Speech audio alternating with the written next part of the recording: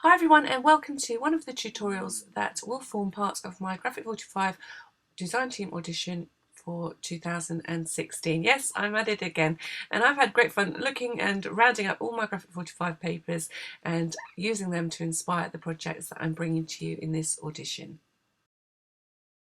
Sometimes you come across papers in your Graphic 45 collections where you think, I really like it, but I'm not sure how I'm going to actually use it to make the most of it. And that's one of the things that I like to do. I like to see my papers. I love the Graphic 45 designs, and I really want them to stand out when I use them on a project. I want their personality to show in the project that they have been used to create. They're the starting point, really. They're the inspiration, and this page was the inspiration, along with my son, which we'll hear more about later, for this art journal page. So you can see I've had some fun creating this fantasy page where pigs really are flying in the sky, and I'm going to show you how to create it. So one of the things that you need to do before you begin creating a work like this in an old book is to prepare your pages. So this is my art journal. You can see it's just an old book that I've picked up from a charity shop, and I've been creating pages in it that actually mean something to me. These are art journal pages with a little twist, so a little bit of scrapbooking thrown into the mix, and I've been working on this every now and again. I'll have an idea and it will be something that I can document personal things about our family. So this is all about our love of the beach, but at the same time it's a fun page to create and nice to look at when it's done. And I really did have fun creating these little tag waves. This is actually my favourite art journal because it is so personal to our family, and I really hope that it goes a long way to, in the future, showing exactly the kinds of things that I love to do and combining them with memories that I've chosen to preserve in these pages. So lots of different ways to. This one isn't quite finished, and actually I did it for my audition last year. It needs some tags in there of pictures of my garden, which I plan to take this year. This was another one that I created, and again it's all about finding interesting ways to add those little elements that are personal to you. And this one was a romantic page of me and my hubby. Again, I created it last year for my audition, but now we're going to look at creating a page for this year. So when you're creating a project like this, you want to look for a book that has fairly sturdy pages. A lot of them, though, are quite blotty. They will soak up any medium that you're going to put on them, and we need to counteract that. And I do that, first of all, by doubling the pages up to make them a little bit stiffer, and I'm doing that here. So I'm adding some multi-medium between two pages and sticking them together, and that will give them a little bit more body than they would have normally.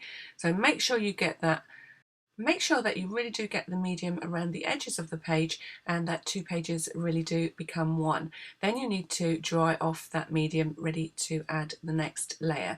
You can see here that I've picked a book that has got the signatures stitched into the binding, and that's really important because you can see that I have, or you will see in a moment, that I have removed a couple of pages from the centre of this signature, and that allows me to build up bulk in my book as I work with all these different pockets and things.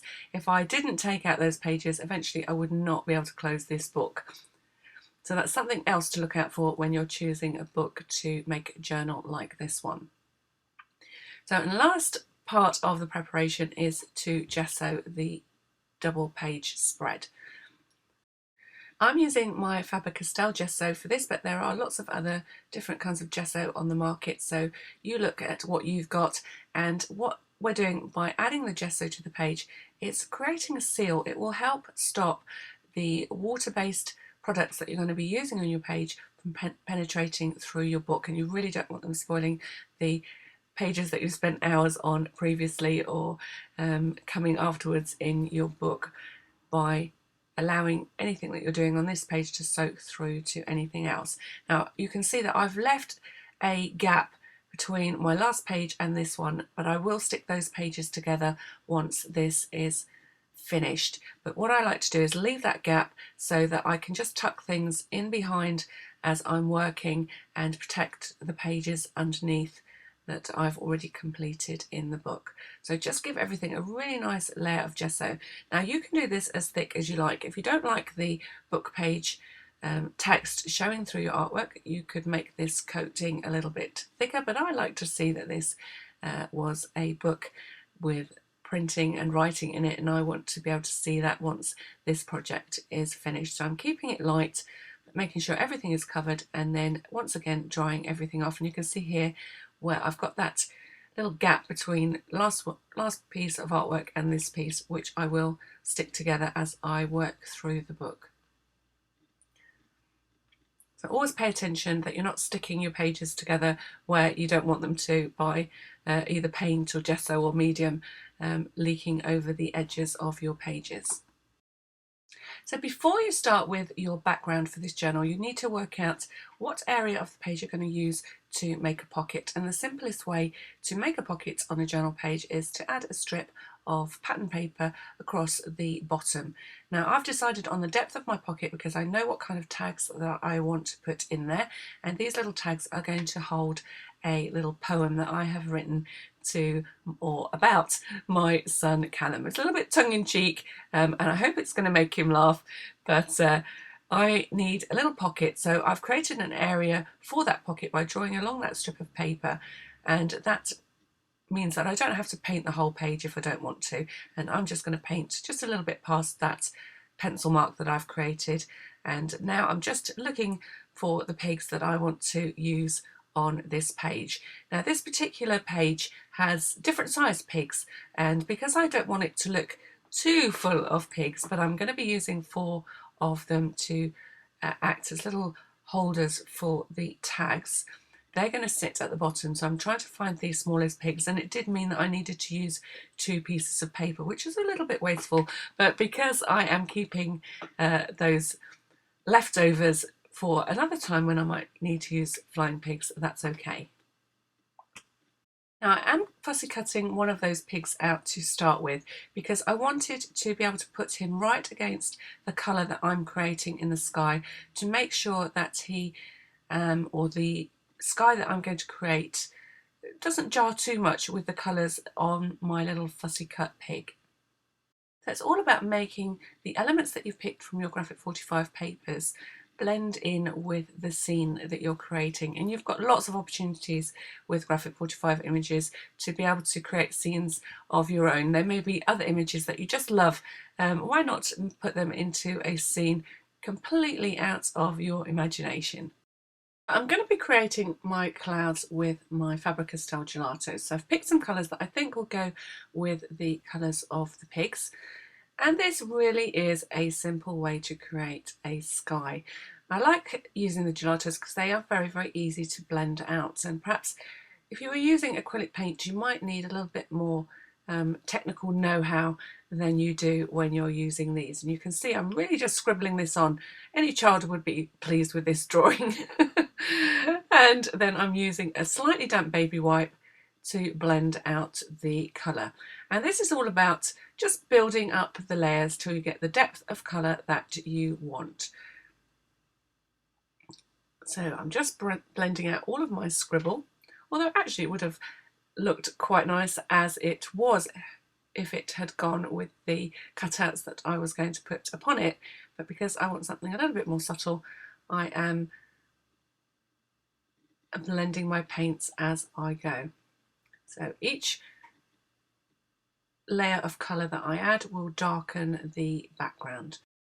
I've picked the colours in my gelatos as near to matching the papers as I can, but you can see, even with those little pigs sitting on my desk, that at the moment it's a little bit sugary and not vintage looking enough for my little pigs, and I've got a little plan for that afterwards, but at the moment I'm still just building up that colour and the definition of the clouds. And you can see things are starting to come together. Just keep putting your reference images against your background to see where you're going with the colour and add more or less as you think fit. And you can see that I've just taken that sky to slightly below the line that the pocket will sit at the bottom of the page.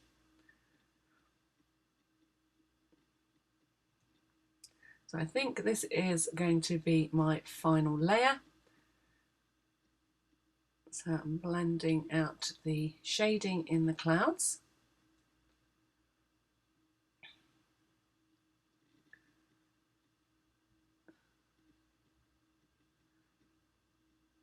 And then reblending the pink to blue sky.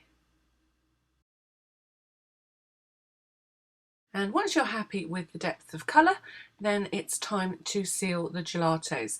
Make sure if you've had your brush sitting in water that you dry it off thoroughly before you dip it in your matte multimedium and brush a layer over the top of your gelatos. Now the reason I'm doing this is because gelatos are water based, and if I add anything watery on top of the artwork that I've just finished, it will move and shift the gelatos underneath. But by layering the gelatos or finishing off the gelatos with this multi-medium, this is the gel medium from Faber-Castell, but any kind of matte medium or gloss medium would do the trick. It means that I can add other things on top without disturbing that layer.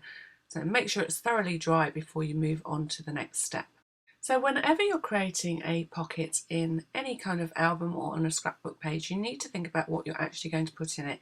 Because if I stuck the pocket straight onto the page, there'd be no room for any bulk that you create when you make your tag.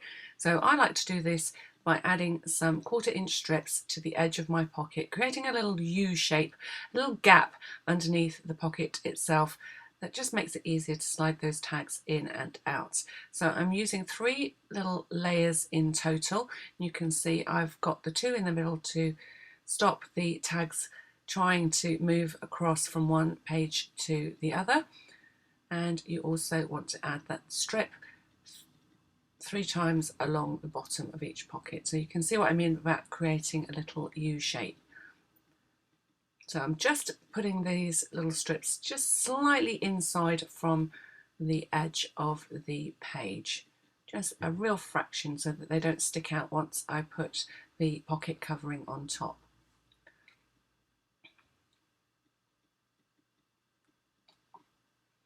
So before I attach the pocket, I just thought that I want to add some shading, particularly around the edges of the page and on those clouds.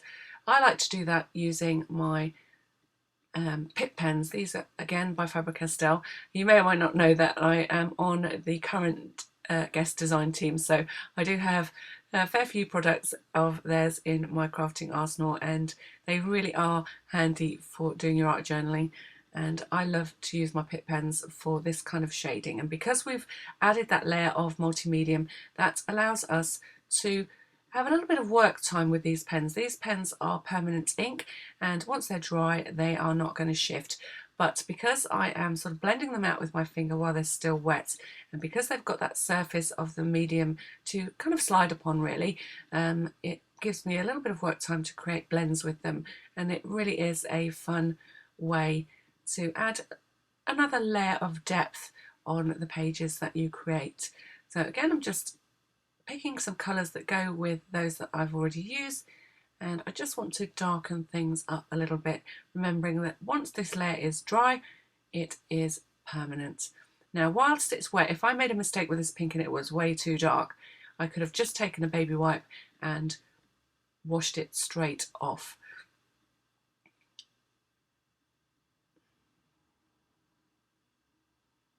Now I know that I'm going to add a border to this page, but that's why I'm keeping the kind of blend a little bit deeper than I perhaps would normally to frame the page.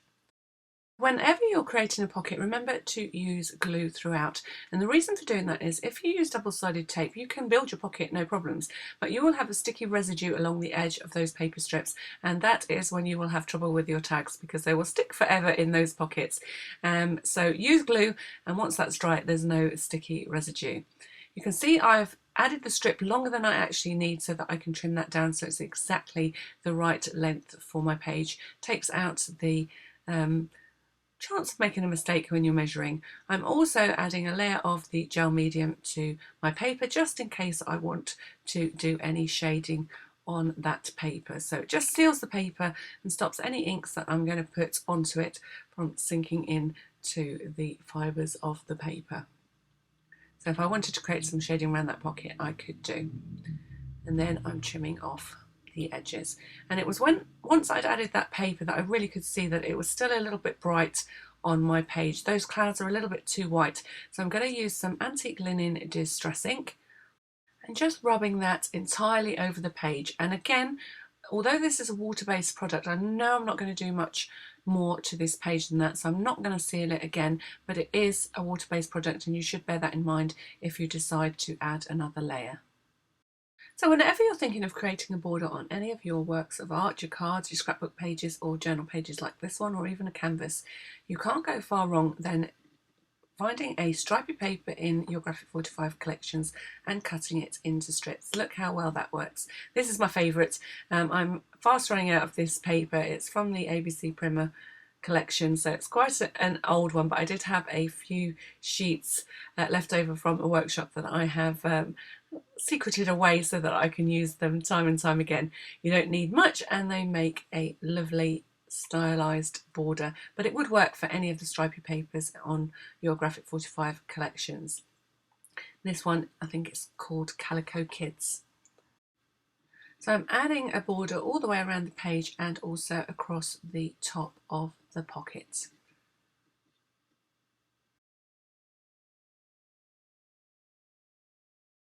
So Graphic 45 papers and all those lovely images give the perfect excuse to fussy cut, and there are many brilliant fussy cutters out there designing projects full of dimension created by layering up the images that they have fussy cut from the Graphic 45 paper collections. So this is one for somebody perhaps that just wants to have a little try at fussy cutting, because there's not too many pigs to cut out. They're fairly simple, not too many fiddly bits along the way, and you can achieve a little bit of practice in your fussy cutting. So you can see I've cut out my little pig, and once I've cut him out I'm going to give him a coat of gel medium, and this will just give him a little bit of extra strength to withstand the wear and tear that he's likely to get when people in the future are flicking through my albums, which of course they're going to do. I've also isolated the little saying that is on that background paper, "When pigs fly," and I'm going to create a little banner for one of my flying pigs to pull across the sky. So everything I cut out, I'm giving a layer of that gel medium and letting it dry. And now I want one of my little piggies to be popping out from behind a cloud. So I'm going to cut around one of the little fluffy bits of my cloud, and then I'm going to maneuver my pig into position. And that was the other benefit of being able to leave a gap between this page and the last. It allows me perhaps to put in a brad or to do exactly what I'm doing here, tucking something through the page. So 4 of my little pigs are going to be on a tag, so I just wanted to cover up that background with a sort of plain blue. So I'm using a little piece or a little scrap of tropical travelogue paper, so I'm gluing my pigs to that paper before I fussy cut them. It also will give them a little bit of extra strength that they need in order to withstand being the top and the pull of the tags that I'm going to create. I'm also sealing them again with that gel medium. So make sure that they're really dry before you cut them out, otherwise the paper will tear. And you can see as I fussy cut this little pig, it's all about moving your paper rather than your scissors. Now take your time and make sure you remove all of the paper that form the background for the image that you are cutting out. Now I didn't go to town on their little tails. They were a little bit too fiddly for me. A little bit more expert fussy cutting might have managed to cut out all of the little pieces of paper that surround the tail, but I felt that I didn't really need to do that. From a distance you can't really see. So it's time to have some fun with a little bit of doodling, and this is where you can sort of bring all the elements together. I wanted to just add a little bit more detail to the border on this page, and I'm going to do that by adding just some little scallops as if it was a lacy edge with my pen, and then I'm going to colour them in with the blue Pick pen just to give a little bit of detail. So there really is no right or wrong with doodling. You do what you like. So no big skill in this. Creating little scallops makes you go a little bit cross-eyed as you're following those stripes. And then I decided just to add a little circle to every other one.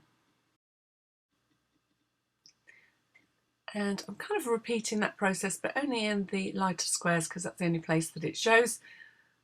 Adding those little scallops and then coming back in and adding those little circles. And then a touch of colour with my Pick pen, just bringing a little bit of blue into that doodling. So you will see me add a little bit more doodling as I put this little scene together, and I've cut out all of my little fuzzy pigs and it is time to put them in their place. So first of all, this little pig has had his bottom stuck to the back of the page and a little bit of foam pad on his head to raise him a little bit from the cloud. So the other elements that I chose to doodle around were the clouds, because I felt that it just made those pigs sit even more into the landscape that we've created for them, or the skyscape that we've created for them. Again, I'm adding another little pig just sitting amongst the clouds, gluing his bottom into place, and then adding a piece of foam pad underneath his head. I've also highlighted one whole phrase on the pocket. It just sat in exactly the right place for me to highlight it and make a feature of it on the pocket, and you will see that it will match the little banner that I'm just doodling around the edge, just kind of sketching along the edge as if I've drawn the banner. That's the kind of look that I'm going for, and then I'm also going to outline the phrase. I'm using a fine Pick pen in order to delicately trace around these elements. So this is going to form a little banner flying across the sky, like you see on the back of aeroplanes, particularly at the seaside. So the little banner is in place with a couple of foam pads, and then I'm creating a little harness on my pig and giving or attaching the banner with another little bit of doodling. So I was a little bit careful here where the string actually went across the pig. Didn't want it to look a little bit delicate, not to put too fine a point on it. I was a little bit limited on where it could sit, but I think it looks okay there. And I've drawn it so that it's attached to the harness, and then just put in the little string that would go to the other side if this were really allowed to happen and our little pigs were flying in the sky dragging advertising banners. Now this page was inspired by two things: those flying pigs and thoughts about my son, who was the one that actually said to me, "Mum," when I was sort of questioning whether I should audition again, because it was a bit disappointing last time when I got so far and just didn't quite make the grade. He said to me, "Mum, you're going to regret it if you don't give it a go." And to be honest with you, I really do enjoy auditioning. I've auditioned a fair few times now, but he's right. You've got to be in it to win it, and I'm going to go with that advice. So this page really is dedicated to him and his encouragement. So I am going to, or I have written a little poem, and I needed 4 tags in which to write that poem upon, and it's all about him and of course that phrase, "pigs might fly." So you'll see I'm not giving dimensions here for the pocket particularly, because you might be creating pockets of different sizes depending on the tags that you want to put in them. I have measured my pocket and I have decided on the size of my tag based on the fact that I want 4 tags in total. This is a double-sided tag, so I've stuck together 2 pieces of the stripy paper and then added 2 pieces of ABC Primers Grammar School paper, which looks like old maths paper, for the area where I'm going to write my little poem. And again, I'm just using a little bit of sketchy doodling to make it look as if I've drawn the tag. And there are 4 tags in total, and each of them has a little flying pig as a pull on the top. You can see as I put these into my little journal page, they are looking at one another. So little pairs of flying pigs. So these tags are going to sit in the pockets.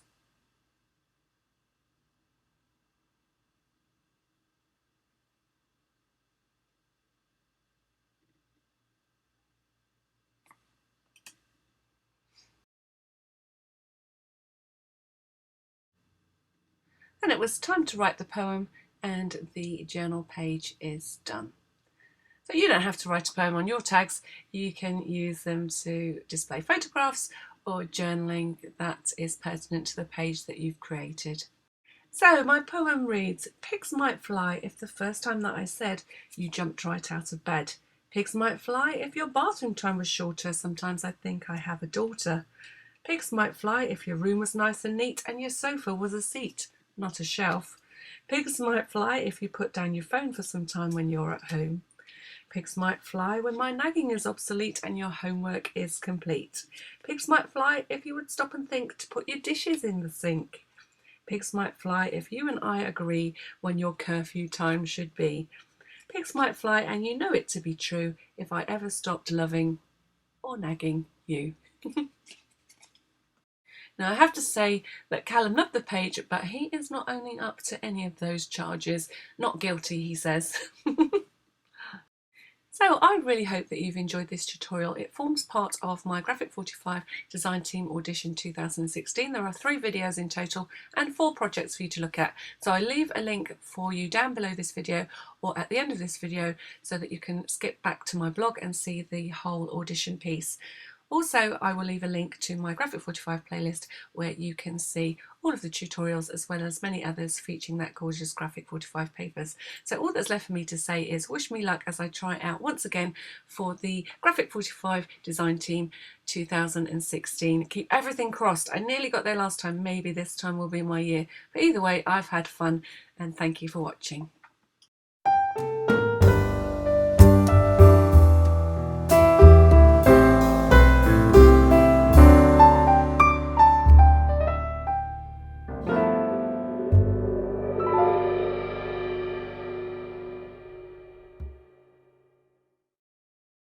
So as promised, here is the link back to my blog where you will see the full audition post. This is one of the canvases that I created as part of this audition, and here is the other, along with the link to my Graphic 45 playlist where you will see full tutorials for both pieces of work using that gorgeous Graphic 45 paper.